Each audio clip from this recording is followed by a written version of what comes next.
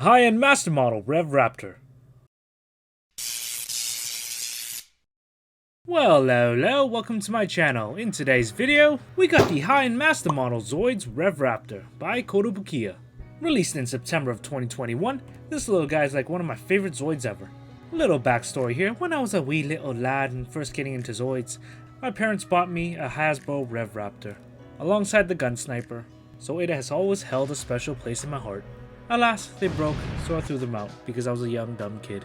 But now, you can guess how happy I was when Kotobukiya announced the Rev Raptor. And now since I'm an adult with adult money, here we are, and let's start the review. The Rev Raptor is a pretty small kit, so the box is pretty small. Here it is next to a standard size HMM box, so you can gauge that it'll be a relatively quick build. And for the box art, it looks pretty cool. We got a pack of Rev Raptors hunting down a Blade Liger, and I'm not sure how successful they would be. Probably not at all. Also, a cool thing I want to point out that this Rev Raptor on the right side actually has guns on its forearms, and the guns are actually the lasers on the back. This isn't really emphasized inside the manual, but we'll take a look at it later on in the review. Also, the sword is not from the Wild series, so it's a 1/72nd scaled. And I believe this is the 51st high-end master model kit. And turning to the side of the box, we got a lot of Japanese writing. I'm not even going to try to make sense of it, but we also have a cool art depiction of the Rev Raptor. On the other side of the box, we see the Raptor model kit all painted up, and we are shown some images that highlight the gimmicks and extras of the kit, with heavy emphasis on those counter scythes on its back. For the two remaining sides of the box, we got a cool action jumping pose from the Raptor itself. Definitely gonna need an action base for that. And that's it for the box. Let's take a look at the kit. And here it is, the high-end master model Rev Raptor. Straight build, no panel lining, and this kit doesn't have any stickers, though it does have water slides. And I do plan on painting this kit one day, so I'm gonna leave those off. Anyways, back to the kit. Like I mentioned earlier, the kit is pretty small, so the build was really quick.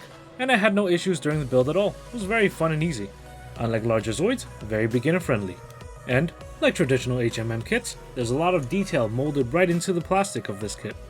There's a good amount of surface level detail as well as mechanical elements found throughout the kit. And they're quite visible. Pistons, hydraulics, vents, bits of piping sticking out. You love to see it. A good paint job and some panel lining would definitely make these things stand out. It's good to know Kotobukiya is still putting a lot of effort into their new kits. And their use of color for this kit is pretty good looking. I find the color of the Raptors pretty eye-catching. The colored part separation contrasts really well with the kit. And the silver plastic used for its scythes on its back, as well as the claws on its hands and feet, look awesome. Though small in stature, I find that the Rev Raptor still has a very commanding presence. And the overall kit just looks very vicious, all the while looking very sleek and agile. I guess good characteristics for a Raptor to have. But does it have the mobility like a Raptor? Let's take a look. Okay, moving on to articulation. With the head, it could hinge all the way up, really good, and look all the way down. Excellent range of motion. Though tilting its head all the way up exposes its weird neck part. The head is attached to a ball joint, so it's able to rotate 360. Yeah, just try not to pull it off when you do that. The base of the neck is able to move up and down as well as moving side to side. Overall neck articulation is very good, pretty much like a chicken.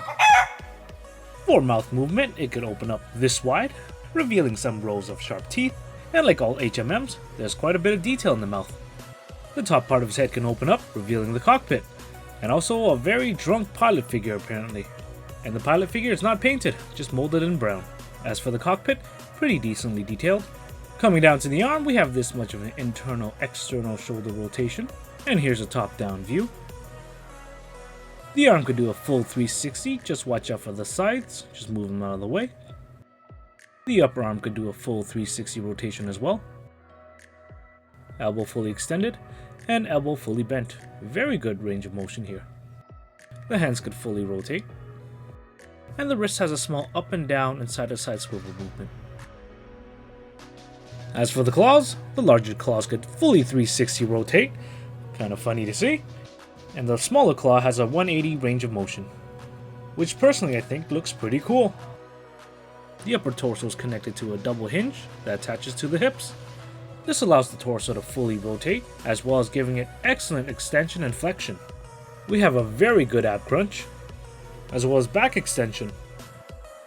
This joint here just gives it a lot of range of motion and mobility, which is good because this means Kotobukiya is still trying to improve the engineering for the kits. Okay, moving on to the back. Here are the Raptor's main weapons, the counter sights. They have a good forward rotation, but a full rotation is limited because of the arms. The sides can also be extended, allowing it to bend back even more. I just want to point out that the grooves are kind of thin though, so just be careful when you pull it out. That's what she said. Because the plastic is very thin here, so if you're not too careful, it might break. Just gonna remove the whole weapon unit right now, exposing the Zoid core. It's supposed to come attached with the weapon unit, but I guess it got dislodged, but regular Zoid core.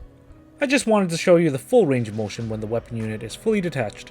The sides can do a full 360, and the blades themselves can rotate this much. Yeah, the blades got pretty good range of motion. Additionally, the blades can turn upwards as well. Yeah, the backpack has a lot of movement overall.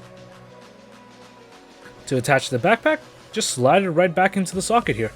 Super easy. And the Raptor's only form of long-range weaponry can do a full 360. Now, let's take a look at the legs.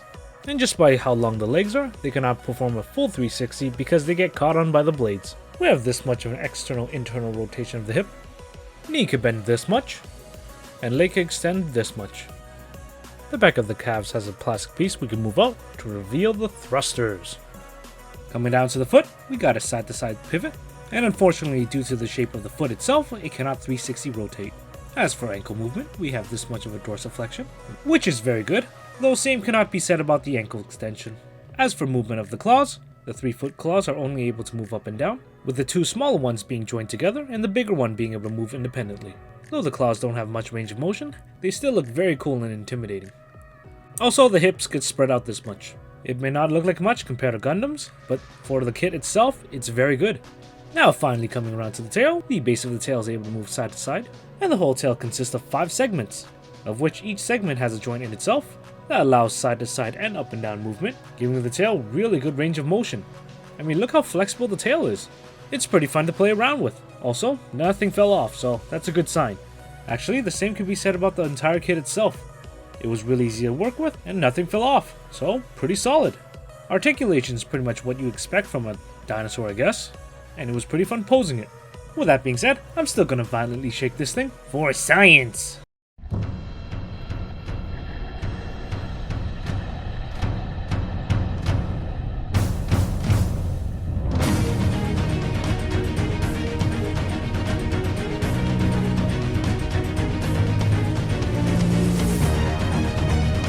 Oh yeah, everything still checks out. The back extended, but nothing fell. And because this kit doesn't use any rubber poly caps, I think it might stay solid. And in terms of accessories, there's not much else. All his cool stuff is already on the kit. But there is a small extra. As stated earlier in the video, you can actually get this little pose here. And to do that, you are actually given these interchangeable parts. These pieces actually sit on the side of his bicep, so you're going to need to swap out the bicep pieces. Relatively easy to do. Now you take the blaster off the back and insert the peg right into the arm. Unfortunately, you only have 1 beam cannon, so it's kind of offset. Too bad they didn't give you more. So you can't copy the exact loadout for this. Also, if you want to put the kit on a flying base, you're going to need this adapter that comes with it. It actually replaces this piece right over here, which is also easy to do. Just pull the thing right off and stick in the action base adapter. Then grab your action base so separately, and voila! That's a mighty fine pose if I do say so myself. And I gotta say, it looks really good up there. The dynamic pose makes the claws look even more menacing. The action base also makes it look more alive, I guess. And it's very fun to play around with. Now let's move on to some size comparison. Here it is next to entry grade RX-78-2. Being a relatively small Zoid kit, they're pretty much the same size. And this means the real grade noob dwarfs it. Here it is next to my recently reviewed Digimon kit, the Figurized Standard Wargreymon. Now finally something comparable, the high-end master model Wild Liger. Gonna need a couple more Raptors to take this thing on. Next up DK, Doraemon, Haro, Funko, Egbert, and finally the floating bulb. And as for shelf presence, here it is next to some other red things. Due to its size, it might not stand out as much, but it still looks very good nonetheless. Makes me think though, maybe I should get more. Then they'll definitely stand out. So to conclude my review, should you buy it? If you were to ask me, hells yeah!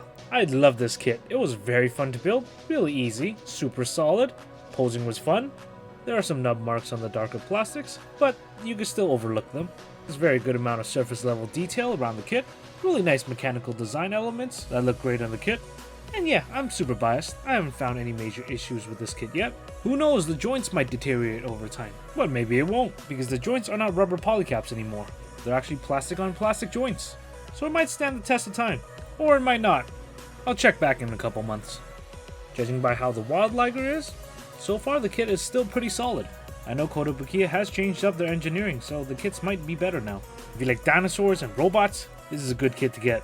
And if you're curious about getting into Zoids, this is a good first kit. It's relatively cheaper than the other HMMs. With all that being said, thanks for watching my videos. I hope you like it. I enjoy making it. Let me know what you think.